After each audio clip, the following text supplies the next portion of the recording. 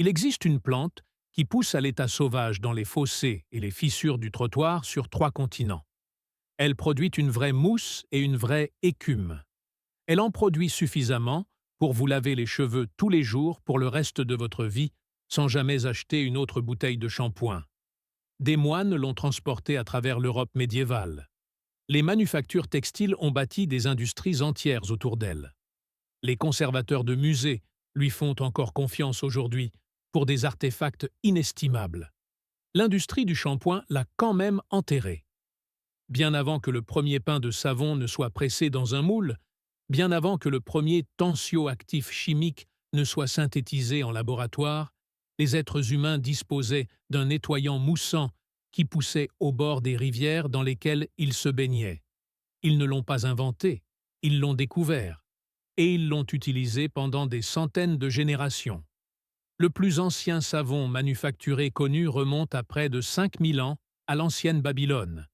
Mais ce savon était conçu pour laver les textiles et nettoyer la laine, pas pour le corps humain.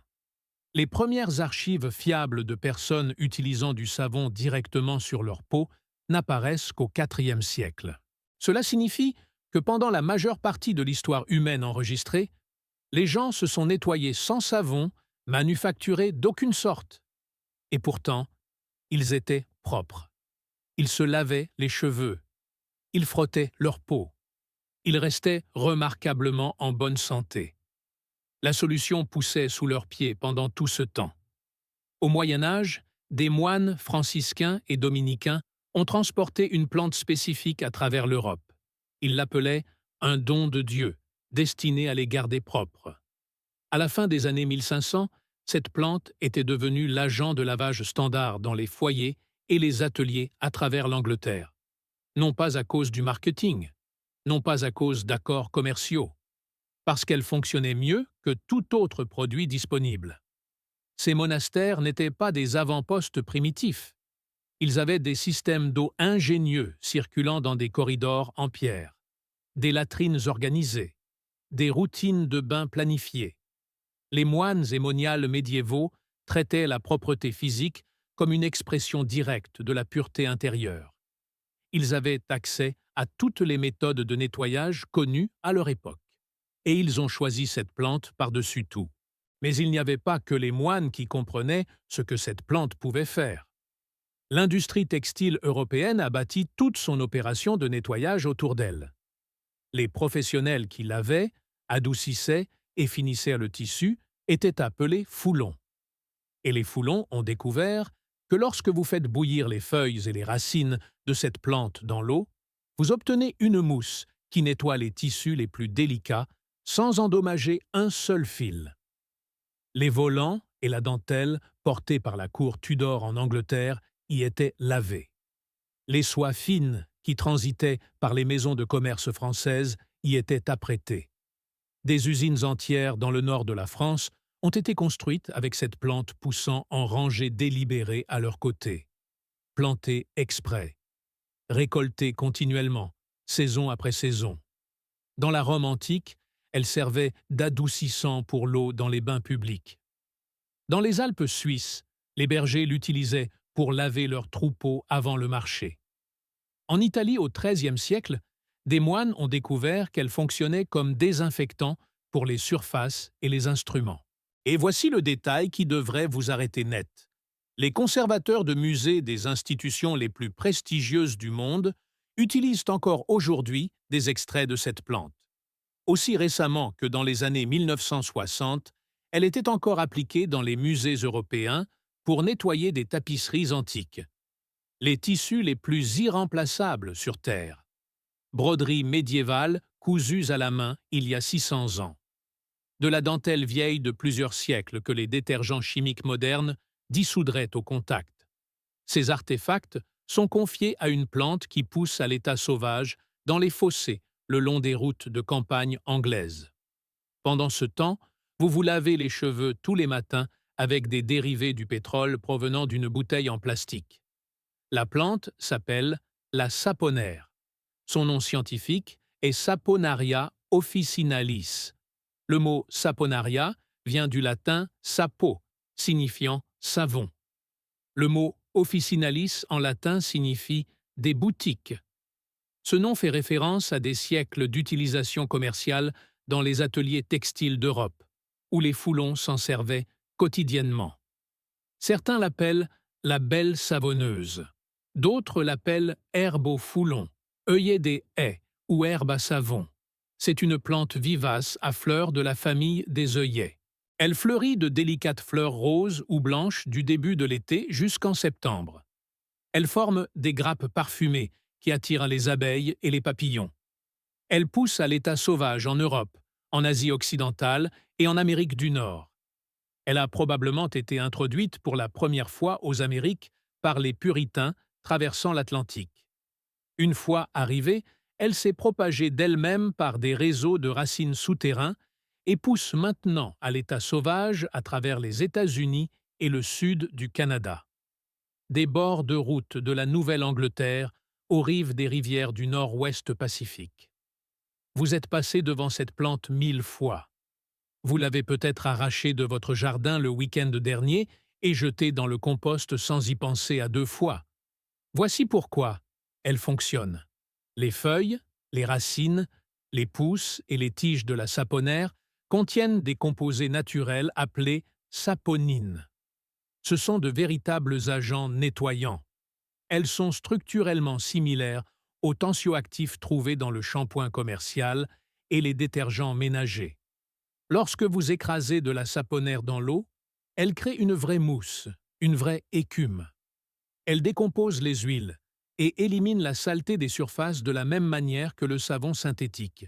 Les racines sont la partie la plus puissante de la plante. Pendant l'été, lorsque les fleurs sont en pleine floraison, la concentration de saponine dans les racines peut atteindre 20%.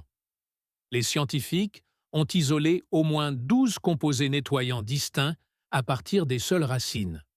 La recherche a confirmé que ces saponines combattent les bactéries, réduisent l'inflammation et possèdent des propriétés astringentes naturelles qui raffermissent et protègent les tissus cutanés. Ce n'est pas un remède populaire. Ce n'est pas une mythologie de grand-mère. C'est la même chimie à laquelle les plus grands musées du monde font confiance pour des artefacts inestimables et irremplaçables qu'aucun produit synthétique n'est autorisé à toucher. La saponaire n'a jamais été un secret européen isolé. Chaque continent habité a développé sa propre version de la même solution. En Inde, le système traditionnel de lavage des cheveux est utilisé en continu depuis des milliers d'années. Les femmes de tout le sous-continent se lavent les cheveux avec une combinaison de 3 plantes. L'amla, la groseille indienne, le reita, le fruit de l'arbre à savon, et le shikakai, un arbuste grimpant épineux qui pousse à l'état sauvage dans les plaines chaudes de l'Inde centrale. Les 3 contiennent la même classe de composés saponiques trouvés dans la saponaire. Elle crée une mousse douce qui élimine la saleté et l'excès de sébum sans décaper le cuir chevelu. L'analyse moderne en laboratoire a confirmé exactement ce que les grands-mères indiennes ont transmis pendant des générations. Ces plantes nettoient les cheveux en douceur et efficacement, sans aucun des effets secondaires associés aux tensioactifs industriels. L'utilisation de nettoyants capillaires à base de plantes sur le sous-continent indien peut être retracée jusqu'à l'âge de la civilisation pré-arapéenne. Cela signifie que les habitants de ce qui est aujourd'hui le Pakistan et le nord-ouest de l'Inde se lavaient les cheveux avec des préparations botaniques il y a plus de 4000 ans, avant que les pyramides de Gizeh ne soient achevées. Les Amérindiens valorisaient la propreté personnelle, mais n'utilisaient pas de savon manufacturé.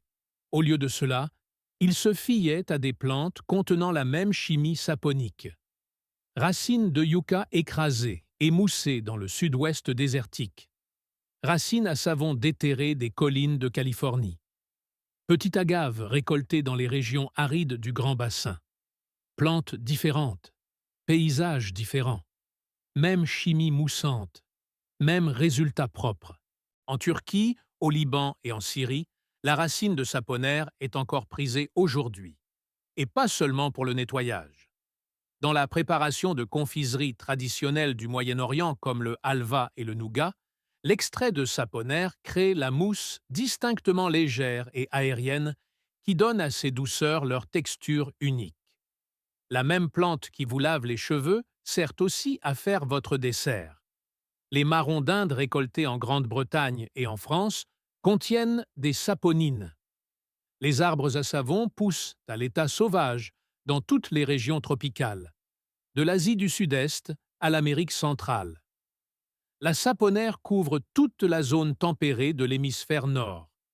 Continents différents, cultures différentes, siècles différents, langues différentes. Même chimie, même solution. Et pourtant, en l'espace de 2 générations seulement, le monde moderne a remplacé tout cela par une seule molécule synthétique fabriquée dans une usine chimique. Cette molécule s'appelle le lauryl sulfate de sodium. Vous la trouverez répertoriée comme SLS au dos de presque chaque bouteille de shampoing qui se trouve actuellement dans votre douche. C'est l'agent moussant principal qui alimente l'industrie mondiale du shampoing. Avant la Seconde Guerre mondiale, le nettoyage à base de plantes était encore courant dans une grande partie du monde. Pendant les années de guerre, les matières premières pour le savon traditionnel sont devenues difficiles à se procurer. Les détergents synthétiques sont intervenus comme des substituts bon marché, fabriqués en usine. Après la fin de la guerre en 1945, l'industrie chimique n'a jamais reculé. Elle a continué à pousser les produits synthétiques. Non pas parce qu'ils étaient meilleurs pour vos cheveux ou votre peau, mais parce qu'ils étaient moins chers à fabriquer à l'échelle industrielle et plus faciles à expédier à travers les continents dans des bouteilles identiques. Ce seul calcul économique a changé les habitudes d'hygiène de presque toutes les personnes sur la planète. Des chercheurs ont étudié ce que le SLS fait réellement à la peau humaine lorsqu'il est appliqué à plusieurs reprises. Des études contrôlées ont révélé que le SLS provoque une dermatite de contact irritante mesurable à plusieurs concentrations. Les scientifiques ont appliqué une solution de SLS à 1% sur la peau pendant 24 heures. Lorsqu'ils ont examiné le tissu, ils ont constaté que le SLS avait pénétré profondément dans les couches externes et s'était accumulé à des niveaux connus pour déclencher des réponses inflammatoires. Des traces du produit chimique étaient encore détectables dans les tissus 7 jours après une seule application, un seul lavage, un seul jour, des résidus durant une semaine entière dans votre peau. Le SLS ne fait pas que nettoyer votre cuir chevelu. Il perturbe la communauté bactérienne naturelle vivant à la surface de votre peau. Cette communauté n'est pas un problème à éliminer en frottant. C'est votre première ligne de défense biologique. Lorsque vous la décapez avec des tensioactifs industriels chaque matin, vous démantelez un écosystème protecteur qui a évolué sur des millions d'années. Des recherches supplémentaires ont révélé que le SLS se déposait massivement sur les surfaces cutanées et se concentrait spécifiquement à l'intérieur des follicules pileux. Les scientifiques ont noté que cette accumulation pouvait endommager directement le follicule lui-même. Ils ont également observé que le SLS produisait un nombre significatif de pores, obstrués à des concentrations de seulement 1% et 5%. Le shampoing qui promet de nettoyer vos cheveux pourrait endommager les follicules même d'où ils poussent. Maintenant, comparez cela à ce qui se passe lorsque vous utilisez de la saponaire à la place. Une comparaison directe en laboratoire a révélé que l'extrait de saponaire est considérablement plus doux que le SLS sur les protéines et les lipides des tissus cutanés. Il nettoie efficacement tout en laissant les barrières protectrices du cuir chevelu largement intactes. La plante que les moines franciscains appelaient « un don de Dieu » s'avère être mesurablement plus sûre que le produit chimique qui l'a remplacé 400 ans plus tard. Le marché mondial du shampoing était évalué à 38 milliards de dollars en 2025. Ce marché dépend entièrement des consommateurs qui achètent de nouvelles bouteilles en plastique de tensioactifs synthétiques chaque mois. Toutes les 4 semaines, un autre allait au magasin. Toutes les 4 semaines, une autre transaction traitée. L'ensemble du modèle économique est conçu autour d'une consommation répétée qui ne prend jamais fin. La saponaire est une plante vivace. Plantez-la une fois, elle revient chaque année sans replantation. Elle se propage par des réseaux de racines souterrains appelés rhizomes, qui s'étendent saison après saison. Elle ne nécessite aucun engrais car elle prospère dans les sols pauvres et négligés. Elle ne nécessite aucun pesticide car presque rien dans la nature ne l'attaque. Elle ne nécessite aucune irrigation au-delà des précipitations ordinaires et elle ne peut pas être brevetée car c'est une plante sauvage poussant librement dans le domaine public. Une seule plantation devient une source permanente de shampoing. Une source permanente ne génère aucun revenu récurrent pour personne. Zéro revenu récurrent n'attire aucun investissement d'entreprise. Zéro investissement d'entreprise signifie zéro budget publicitaire. Et zéro publicité signifie que 3 générations d'êtres humains grandissent en croyant sans question que le shampoing ne provient que d'une bouteille en plastique sur une étagère éclairée par des néons entre l'après-shampoing et le gel douche. Ce n'est pas une conspiration, c'est de l'économie. Vous pouvez démarrer la saponaire à partir de graines ou d'une division de racines partagée par un voisin qui essaie probablement de s'en débarrasser. Elle pousse en plein soleil ou à l'ombre partielle. Elle s'adapte à presque tous les types de sols, du limon sableux à l'argile lourde. Si vous voulez contrôler son habitude de propagation enthousiaste, plantez-la dans un grand seau ou un conteneur sur votre porche. Une plante devient une colonie en une seule saison de croissance. Une colonie devient une source permanente auto-expansible, qui n'a jamais besoin d'être replantée. Récoltez les feuilles et les fleurs pendant la pleine floraison. C'est généralement au milieu de l'été, de juin à août, selon votre zone climatique. Les racines sont mieux déterrées en automne lorsque la teneur en saponine atteint son pic annuel. Hachez le matériel végétal frais et déposez-le dans une casserole d'eau bouillante. Couvrez la casserole. Laissez mijoter pendant environ 15 minutes. Retirez du feu. Laissez refroidir complètement. Puis, filtrez le liquide à travers une étamine ou une serviette propre dans un bocal. Ce que vous tenez est un nettoyant capillaire moussant naturel, prêt à être utilisé immédiatement. Vous pouvez ajouter une goutte d'huile de romarin ou d'huile de menthe pour le parfum, si vous préférez. La mousse sera plus douce et moins agressive que le shampoing commercial. C'est précisément le but. Elle nettoie vos cheveux sans détruire les huiles naturelles que votre cuir chevelu produit pour se protéger. Il faut quelques lavages pour que vos cheveux s'adaptent. Après cela, la plupart des gens ne se saisissent plus jamais d'une bouteille en plastique. Le liquide se conserve environ 1 semaine à température ambiante. Pour un stockage plus long, séchez les racines en automne sur un tamis dans une pièce chaude et conservez-les dans un bocal scellé dans votre garde-manger. Chaque fois que vous avez besoin de shampoing, faites mijoter une poignée de morceaux de racines séchées dans de l'eau pendant 15 minutes et filtrez. Une seule récolte d'automne fournit suffisamment de racines séchées pour une année entière de lavage. Après chaque lavage à la saponaire, versez un rinçage au vinaigre de cidre sur vos cheveux. Une part de vinaigre pour 4 parts d'eau. Cela restaure l'équilibre naturel du pH de votre cuir chevelu et ajoute une brillance notable qu'aucun après-shampoing commercial ne peut reproduire. Votre arrière-grand-mère faisait presque certainement exactement cela, mais la saponaire n'a jamais été destinée à fonctionner isolément. Les anciens systèmes de savoir n'étaient jamais construits autour d'un seul produit. C'étaient des approches complètes de soins capillaires que l'industrie du shampoing a compressées en une seule bouteille, puis vous a revendu avec une majoration mensuelle. En Inde, le processus commence des heures avant tout lavage.